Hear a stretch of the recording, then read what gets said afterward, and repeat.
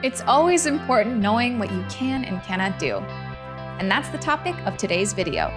In this edition of Tech Talks, we'll show how to manage user accounts access and privileges for the RV260 router. Next. Let's start off by creating a user. We'll start by selecting System Configuration and then User Accounts. Our first options are under Web Login Session Timeout. These are the general settings we'd use if we want to step away from our computer once we're signed in. Up next is the local user password complexity and local users. As we can see, we have Cisco and guest in this table by default. We will select the plus icon and name that user test user. Here we can create a password and confirm it and select a user group. We'll choose admin for now and apply our changes. We'll now head over to the user groups. Here, we can see the privileges and access. By default, we've got admin and guest groups. We can see that admin is selected for the web login netconf restconf. We'll chat about that in a little bit.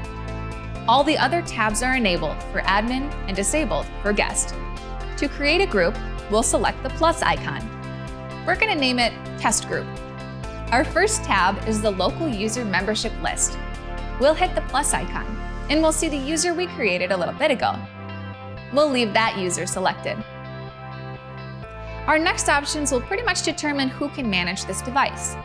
We are currently in Web Login. Netconf and RestConf are more advanced mechanisms to install, manipulate, and delete configuration of network devices. For this example, we'll keep it disabled. Our next service is the site-to-site VPN. Here we can see the connections while we're creating our site-to-site profile. The same goes for client-to-site VPN when creating a client-to-site profile. We're just about done. The next section allows us to turn on or off the following options: OpenVPN, PPTP VPN, 802.1x, and Lobby Ambassador. We will turn them all on. 802.1x provides authentication for devices wishing to attach to the LAN or wireless LAN. The Lobby Ambassador can create and manage guest user accounts on this router. It has limited configuration privileges and can access only the web page used to manage the guest accounts. Lastly is the captive portal section. Captive portals are important to protect people for liability purposes. Users have to accept terms of service before they connect. That's where the captive portal comes in. Thanks for watching.